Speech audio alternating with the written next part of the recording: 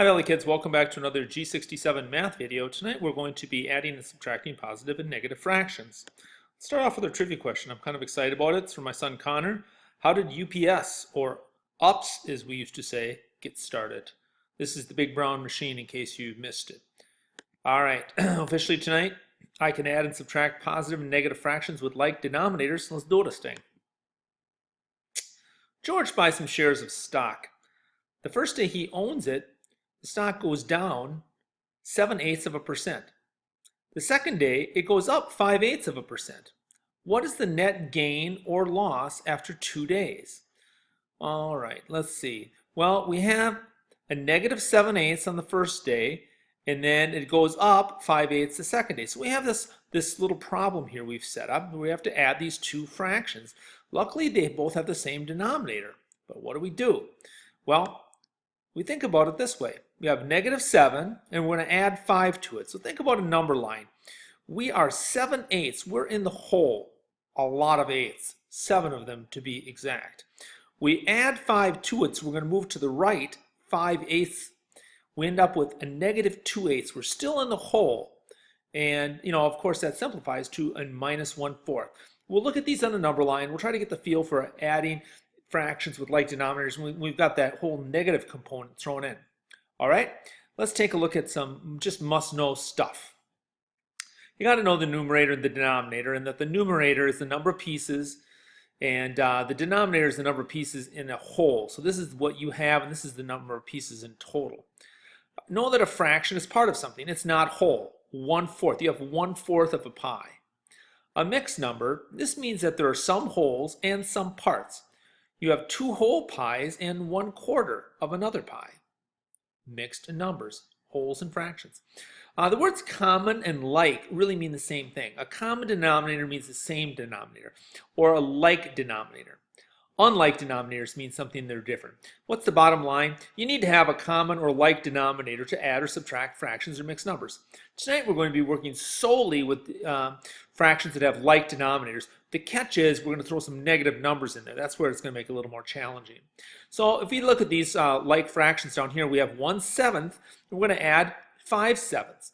Because we have the same denominator, here's 1 piece of 7, here's 5 pieces of 7. You really have a total of 6 pieces out of 7, correct? All right, same here. You have 5 pieces out of 7, and you're going to take away 2 out of 7. 5 pieces of pizza left in a box with 7 pieces total. When it's full, you have 5 of them. Somebody eats 2, you have 3 left. 3/7. Basically, pretty simple, right? All right, let's look at a little more complicated situations. We'll just kind of build up as we go, looking at negatives as we do this. There's always some yeah buts. Oops, I skipped one. So we have 2/3, and we're going to add 1/3. Well, here's the first little struggle. When you add the 2 plus the 1, you have 3/3. Now you have to do some reducing or some simplifying. 3/3, of course, is the same as 1. Well, now you have 3/4, and you're going to take away 2/4. Well, just work straight across. Leave the denominators alone. 3 minus 2 is 1/4 left. All right, so you'll be adding or subtracting the numerators. You're leaving the denominators alone. Okay, tomorrow night's lesson, we're going to have to learn how to change the denominators so that they're both the same. That's going to be a little bit more complicated. All right, I'd like to have you try these two problems right here. You just slide down, get the equal signs ready. Why don't you pause and go ahead and try these basic ones. All right, let's just see how you did. 5/16 plus 3/16. We could just add the numerators and get 8/16. That's really the same as 1/2. You have 4/9. You take away 1/9. You got 3/9, and it's the same as 1/3. Did you remember to reduce those into simplest form? I hope so. Here's the first bunch of yeah buts. There's always yeah buts on these. Take a look at this one. Now you're at a negative 2/3, and you're going to add 1/3. What? All right, well, let's just think this number line through. That's why I put it in here. We're at we're at negative 2/3 right over here in the number line, and we're going to add 1/3. Well, let's just see. You can grab this guy. We're at negative 2/3. We're going to add 1/3. So when you add, you're going to move to the right on the number line. When you subtract, you're going to move to the left. 2/3, add 1/3, you're at a negative 1/3. Woohoo! All right, try this next one. You're at a negative 2/3. Now we're still here at negative 2/3. And we're going to subtract. Well, when I subtract, I got to go this direction. So let's do it.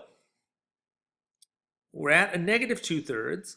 My number line has the intervals of thirds. So if I subtract 2/3, I'm over here at 4/3. Negative 4/3, which is really the same as a negative 1 1/3.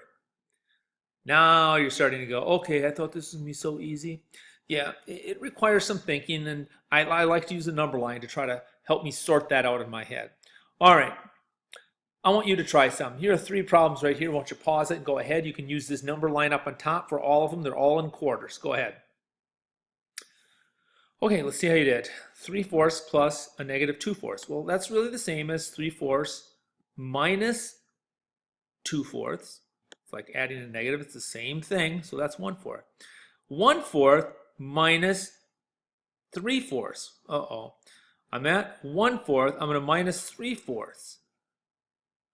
Looks like negative 2/4, which is a minus 1/2. Now we're at negative 1/4. And we're going to add 3/4. Here's 1/4, 2/4, 3/4. Again, it looks like we're at 2/4 or 1/2. All right, one more problem. Try this guy. Oh, weren't sure what to do there? All right, I've rewritten it for you. I just made negative 1, negative 4/4. I can do that. I don't even need a license. Okay, well, negative 1/4, right? Negative 4/4, that's negative 1. We're here at negative 1, and we're going to add 3/4. We're at negative 1. Here's 1/4, 2/4, 3/4. I'm still at a negative 1/4. There's your answer. Okay, I think I got some more for you. All right, now try these ones here. All right, see how you did. You're at negative 2/16. You're going to add, you're at negative 7/16. You're going to add 2/16. Well, you're negative 7. You're going to go back 2. You'd be at negative 5/16. See me moving my cursor? I'm actually doing that in my head. I know you're probably thinking he's crazy, but it does help. All right, this next one is kind of tricky. What do you think?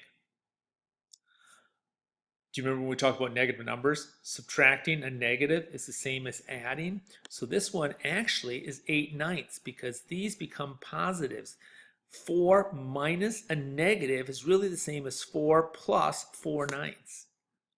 Plus 8/9. All right, 2 more here. Negative 3/8 plus 7/8. 4/8 or 1/2. You're at negative 3.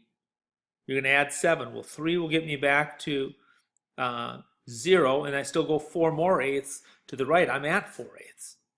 All right, how about this one? 2/11 plus a negative 5/11. All right. Negative 3/11. You're at 2. You're going to subtract 5. You're at 2. You're back at 0. 1, 2, 3. You're at negative 3/11. I don't even know if you need a number line. You can just kind of do it in your head like I'm doing. All right, here's your ticket to the show. 2 problems, negative 3/8 plus a negative 5/8, and 3/5 minus 4/5. All right, how did UPS get started? I can't even say it because we just said UPS when we were a kid. How did UPS get started? Cool story. It was founded by 2 teenagers with 1 bicycle and $100. This was in 1907. So basically, what these 2 guys did was they borrowed $100. They took their bike, these 2 brothers. There was a 19-year-old guy named Claude, and 18-year-old Claude and 19-year-old Jim Casey, these 2 friends, and they were delivering telegrams, which before people had phones, you communicated officially by telegram. So they were racing around, I think it was Seattle, Washington, on this bike, delivering these telegrams. Well, then of course people started getting phones and things like that, and the telegraph business kind of went in a clink. But then they started carrying packages and doing that. Kind of cool. The big brown machine. You see those brown UPS trucks all over the place. Next time you see one, ask your mom and dad, how did they get started? 2 teenagers and 1 bicycle and $100. Great story. All right, thanks for listening. Bye.